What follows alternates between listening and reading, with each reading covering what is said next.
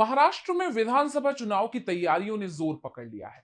समय रेत की तरह फिसल रहा है और राजनीतिक दलों की धड़कनें बढ़ रही हैं। खासकर एमबीए की ताकत ने एनडीए के माथे पर चिंता की लकीरें ला दी हैं। जिस तरह से लोकसभा चुनाव में महाराष्ट्र में एमबीए का प्रदर्शन रहा, उससे एक बात तो साफ हो गई है कि विधानसभा चुनाव में भी ये गठबंधन एनडीए पर भारी पड़ता दिखाई दे रहा है।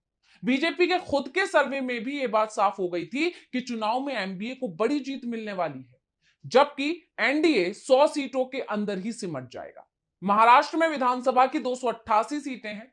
इस बीच एनडीए में शामिल शिवसेना यूवीटी के चीफ उद्धव की सक्रियता इस समय कुछ ज्यादा ही बढ़ गई है।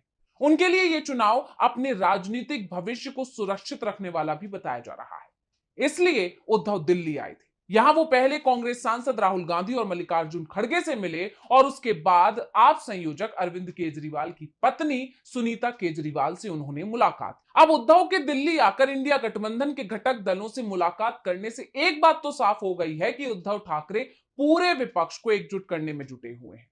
और इस मुलाकात की तस्वीरों और वीडियो ने बीजेपी खेमे में खलबली मचा दी, क्योंकि उद्धव की मुलाकात के बाद खबर आई कि महाराष्ट्र विधानसभा चुनाव में एमबीए संयुक्त घोषणा पत्र जारी करेगा।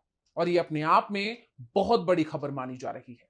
दरअसल बीजेपी की तरफ से उद्धव पर आरोप लगाए जाते रहे हैं कि उन्होंने हिंदुत्व की विचारधारा को छोड़ दिया है और सेकुलर हो गए हैं, जबकि उद्धव दावा करते हैं कि उनकी पार्टी की विचारधारा पहले भी हर धर्म को साथ लेकर चलने की थी और आज भी वो ही है।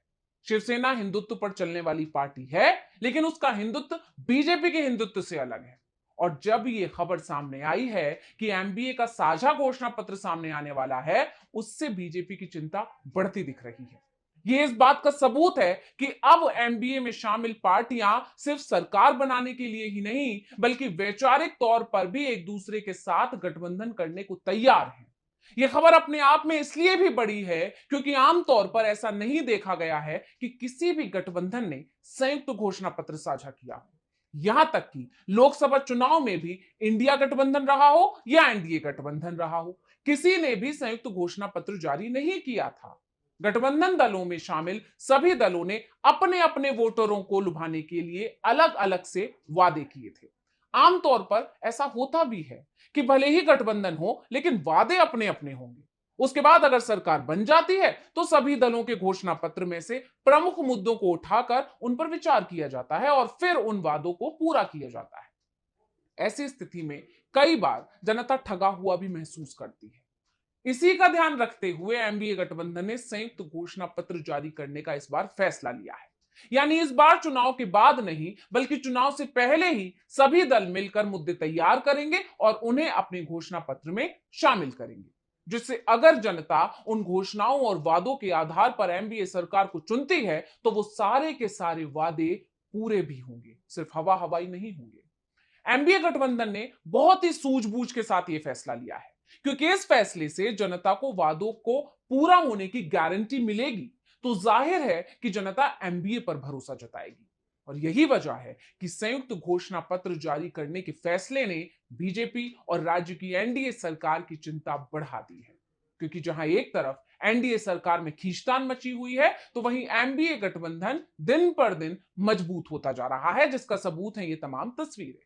ऐसा इसलिए भी कहा जा रहा है कि महाराष्ट्र चुनाव से पहले एमबीए में लगातार बैठकों का दौर जारी है। महाराष्ट्र कांग्रेस की बैठक के बाद महाराष्ट्र में एमबीए के नेताओं की भी एक बैठक हुई।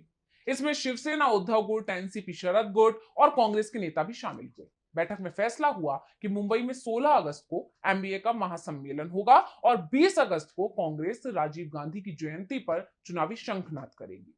इस बैठक में चुनावी मैनिफेस्टो सहित प्रचार की संयुक्त रूप से रणनीति बनाने पर चर्चा की गई। बैठक के बाद विजय वडेट्टीवार ने कहा कि तीनों दलों ने मिलकर बैठक में एमबीए की मैनिफेस्टो को लेकर चर्चा की।